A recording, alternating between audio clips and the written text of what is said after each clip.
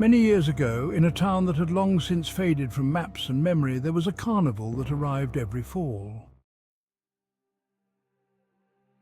The Carnival of Delights, it was called. But behind the cheerful facade was a secret so dark that those who knew of it never dared speak aloud.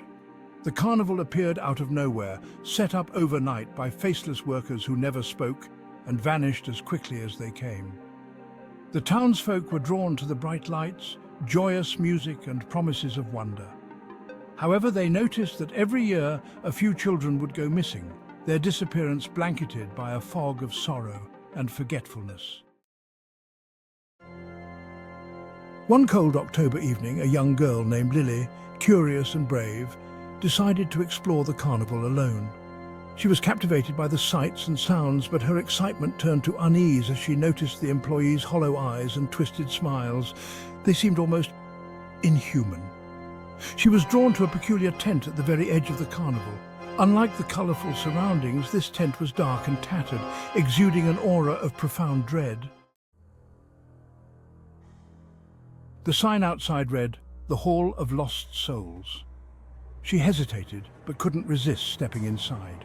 The interior was a labyrinth of mirrors, each reflecting distorted, nightmarish versions of herself. As she ventured deeper, her reflection began to change, showing scenes from memories she couldn't recall. Frightful images of a time when the carnival had come before, scenes that felt wrong and alien yet deeply familiar. Suddenly she saw a different reflection, a small boy she didn't recognize but felt she knew.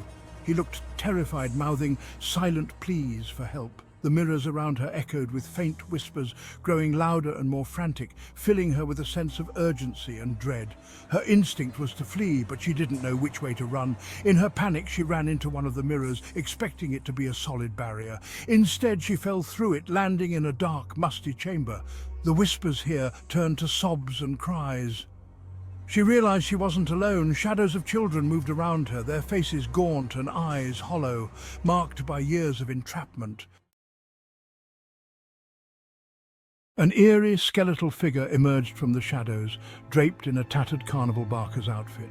His eyes were black voids, and his smile revealed rows of gleaming, sharp teeth.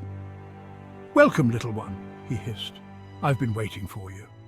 Lily demanded to know where she was and who he was. The figure simply chuckled, a sound like grinding bones. "I am the keeper of the carnival, and you, along with the others, are now part of my eternal performance." Desperation fueled her courage. She grabbed a nearby shard of glass and slashed at the figure. The glass passed through him as if he was smoke, but the distraction was enough for her to notice a faint glow from a nearby pedestal. Upon it sat a tarnished ancient music box, its tune hauntingly familiar. She lunged for the music box, hoping for a miracle.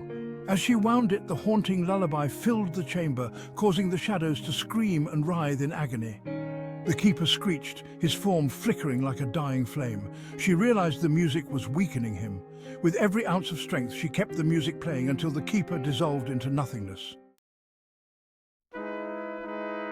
The chamber began to collapse, and the shadows of children turned into spirits who offered her sad, grateful smiles before evaporating into the ether. Lily found herself back at the entrance of the tent, clutching the music box tightly. The carnival was still there, but now it seemed lifeless, its once vibrant colours dull and faded. She fled home and told her tale, but few believed her. Yet she knew what she had seen and what she had done. Years passed, and Lily grew up, but the memory of the forgotten carnival stayed with her. She kept the music box, the one thing that proved her story. Every now and then, on cold October nights, she could still hear the faint echoes of the carnival's music carried on the wind, a reminder of a place where shadows and fear performed their twisted dance, yearning for another keeper to take the stage.